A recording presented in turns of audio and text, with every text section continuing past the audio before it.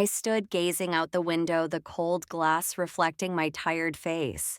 The bustling New York City sprawled below skyscrapers, reaching proudly for the sky, yet within me an emptiness gnawed. 8 years. It had been 8 long years since I left that small town in Ohio, shedding the name my parents had given me, Evelyn Maddox, and the family I once believed was mine. Now I was Dr. Evelyn Reed, a respected medical researcher at Mount Sinai Hospital with papers published in prestigious journals and groundbreaking studies to my name. But in their eyes, I was still just the daughter who left a dim shadow not worth remembering. Today, a thick envelope lay on my desk, heavy as a dare. The cardstock was glossy, the gold embossed lettering shimmering under the lamplight. It was a wedding invitation from my sister Sarah. There was no warm, handwritten note, no tender, I miss you, just my name formally printed, Dr. Evelyn Reed. As if a title, a formal label would make my absence over all those years easier to swallow, more palatable for curious guests. 8 years. 8 long, silent years without a single call on my birthday. Not a single message when I nearly lost my hearing in the lab due to a chemical spill. Just silence.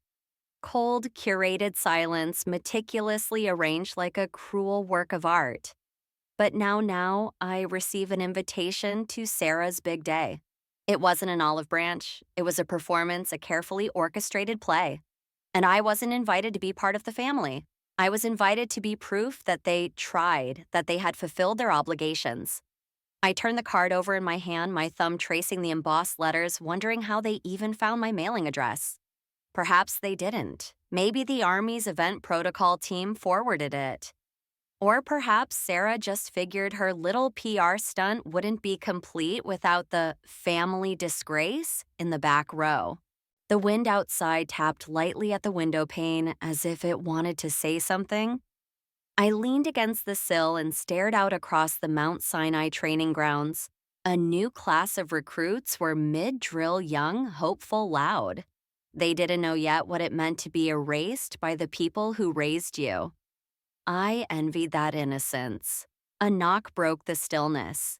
My aide Simmons stepped in without waiting. "You going?" he asked, his eyes flicking to the envelope. He always knew more than he said. "Just got the invite," I replied, my voice flat. He raised an eyebrow. "That's what we're calling it." I didn't answer because it wasn't an invitation. It was a challenge, a test, maybe a warning, and I hadn't decided yet whether to walk away or walk in. Either way, I'd bring the stars on my shoulders, not to show off, but to remind them they don't get to erase me quietly anymore. Virginia greeted me like a postcard, perfectly coldly. Perfect cherry blossoms, clean sidewalks, hedges trimmed with surgical precision. Too clean, too staged. The kind of place that looks perfect from far away until you get close. I pulled into the cul-de-sac and parked across from the house I once called home. Everything looked exactly the same, which somehow made it worse. I hadn't been back since my father's funeral. Not really. Back then, there wasn't even a seat left for me in the front row. I stood the entire time in full uniform while my mother sat between Sarah and Uncle Roy like nothing was wrong. Today it was my sister's wedding rehearsal dinner, and somehow that stung more. I knocked a pause. Then came the scent lemon polish, Barbara Maddox's signature. The smell of disapproval disguised as cleanliness. The door opened. She stared at my uniform for a beat too long. "Evelyn," she said, her voice even. "Please don't ruin this for Sarah. Not hello, not you look well, just a warning." I nodded barely. Inside, nothing had changed. The same china cabinet, the same chandelier, the same tension humming under the mahogany table. 14 people sat around it, 15 seats. Guess which one was mine? The far end right beside the sideboard, the one spot where the heat from the kitchen would warm your back just enough to keep you uncomfortable. Not next to Sarah, not even in the middle. They knew exactly what they were doing. No one said Evelyn's back, no one introduced me. I was just there like a shadow in a starched uniform. One cousin glanced up and whispered to someone beside her, I caught the words security. I didn't even flinch. But maybe you've been there. Walked into a room that used to hold your memories and felt like a stranger. If that's ever happened to you, I bet you still remember the silence louder than the laughter. It's wild how people can erase you in plain sight, isn't it? The reception ballroom looked like a magazine spread. White linen gold rimmed plates, a ridiculous ice sculpture shaped like intertwined initials. Everything about it screamed perfection except the seating chart. My name wasn't there. I stood in front of the brass easel scanning down the rows. Sarah and Andrew at table 1, our parents at table 2, cousins at 3 and 4. And on it went no Evelyn Reed, no doctor, just a tiny E. Reed scribbled in small print at table 12 near the catering exit. The napkin at my place was a slightly different shade of cream. Subtle but clear, not a mistake, a message. I'd seen battlefields with less calculation. Sarah floated through the room like she owned the air. Dress perfect, makeup flawless, that trademark smile that made people trust her even when she was twisting the knife. She paused near my table just long enough to smile and say, I told them not to make it too military looking for your side. Then she walked away before I could reply. I wasn't surprised, but still, I'd saved her fiancé's life and now I was being treated like a +1 nobody claimed.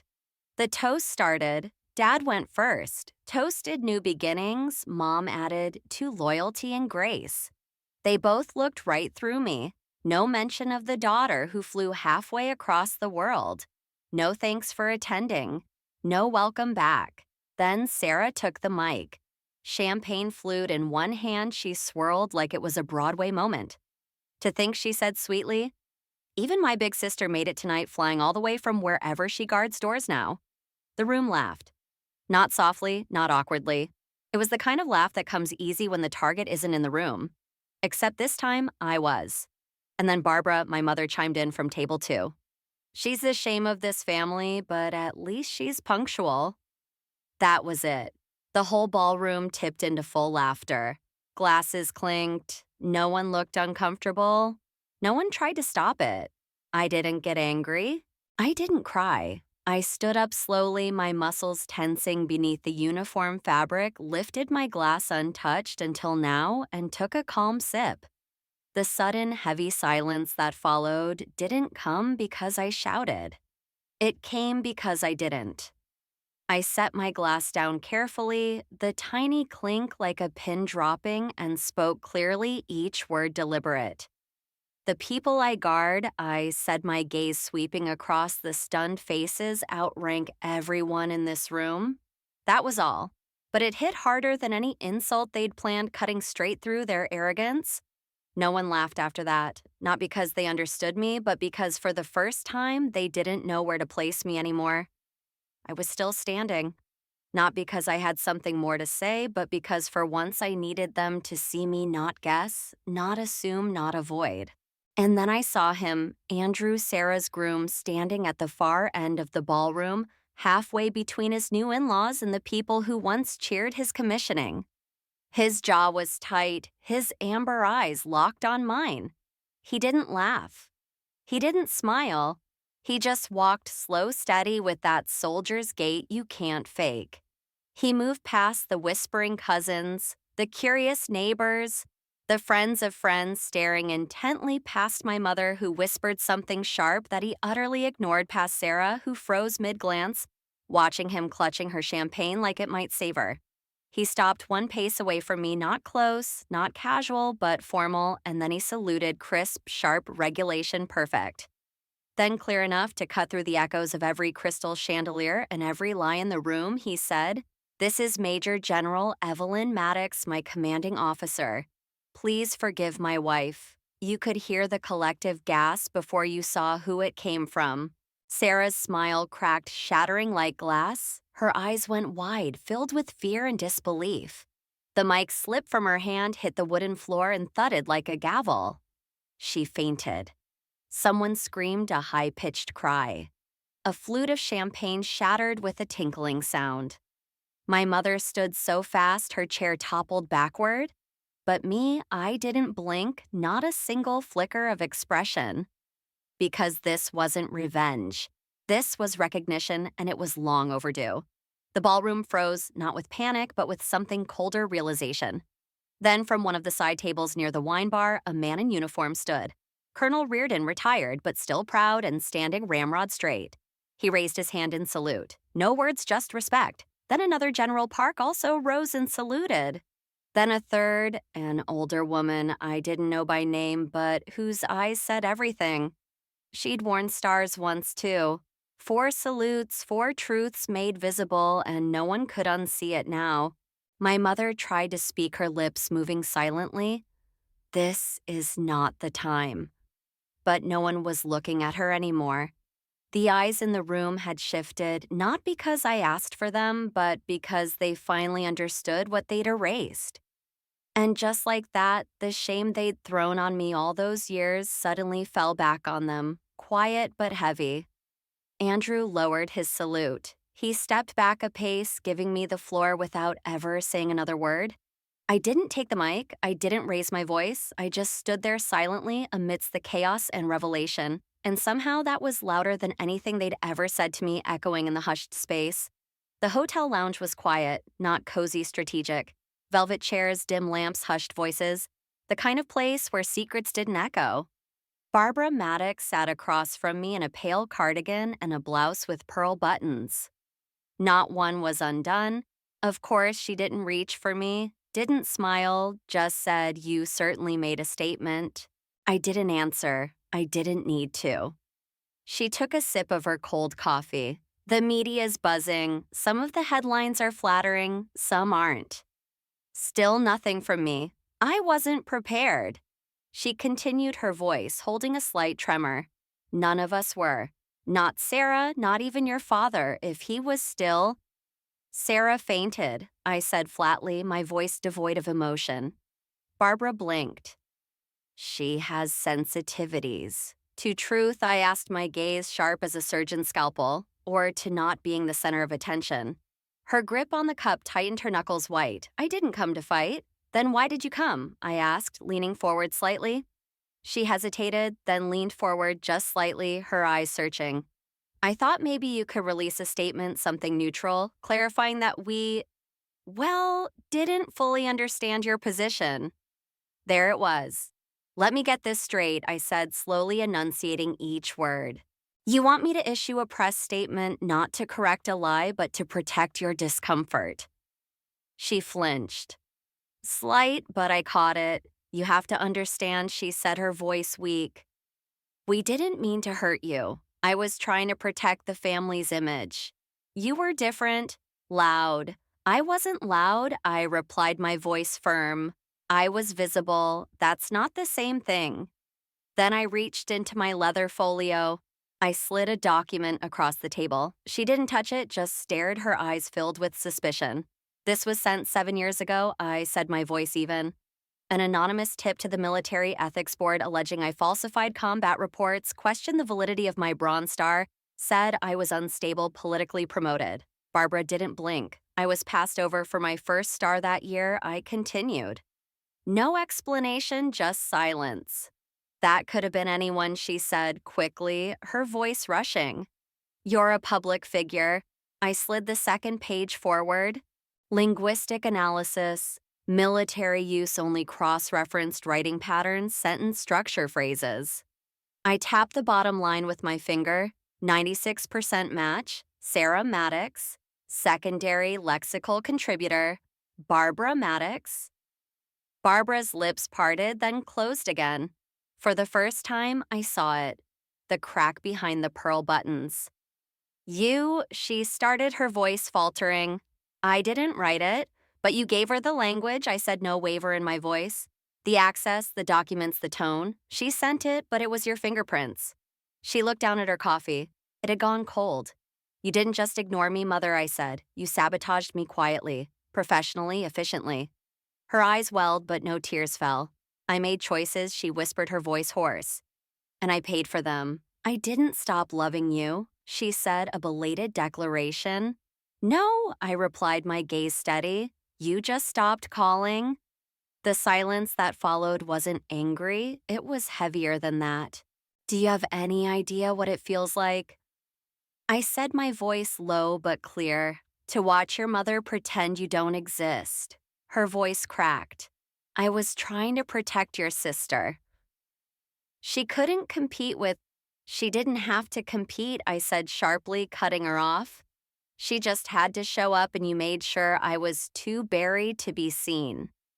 Barbara looked older in that moment, not softer, just exhausted. She reached a hand halfway across the table. I never wanted to lose you. You didn't lose me, I said, shaking my head slightly. You pushed me out the door, then blamed me for not coming home. She said nothing. Her hand stayed hovering. Never landed. If someone asks why I stopped coming, I continued, my voice imbued with resolve. Don't say I drifted. Don't tell them it was complicated. Tell them the truth. You made a choice, and so did I. I stood, leaving the documents on the table. She didn't chase me. That's the thing about betrayal by your own mother. It doesn't need a raised voice. It just needs silence and paperwork. The breeze off the Amalfi Coast smelled like salt and lemon.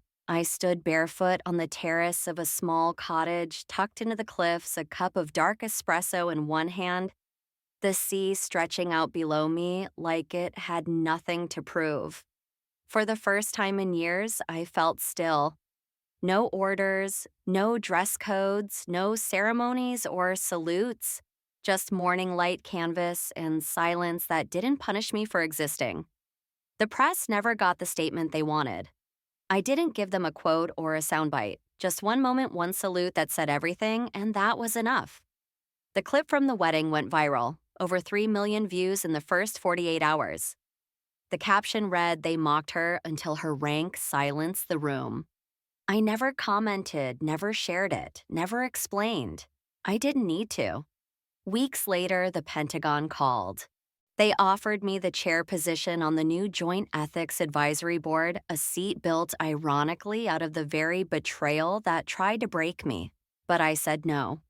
Instead, I launched the Resilience Foundation, a national resource for service members whose careers have been sabotaged by the people closest to them, spouses, siblings, parents. We help them rebuild not just their clearance, but their confidence. Because sometimes the biggest battles aren't fought in uniform. They're fought at dinner tables, in family group chats, and empty seats at funerals. The irony, the people who worked hardest to erase me are the ones who made me unforgettable. A few months ago, my mother sent a letter handwritten. She said she watched my interview on PBS, the one about betrayal and chain of command. She wrote, "I didn't realize how far you had climbed. I wish I'd seen you then." But that's the thing. She did see me. She just didn't want to. And now she doesn't get access to who I've become. Not because I hate her, but because I finally love myself enough to choose distance without guilt. The military taught me how to lead under fire, but exile. My family taught me that, so I made peace with it. This morning, the boy from the village came by with a basket of bread and olives. He asked in broken English, "Were you really a general?" I smiled. "Once," I said. "Now I'm just someone who decided not to disappear." He grinned and ran off barefoot and laughing. I turned back toward the sea, and for the first time, the silence didn't hurt.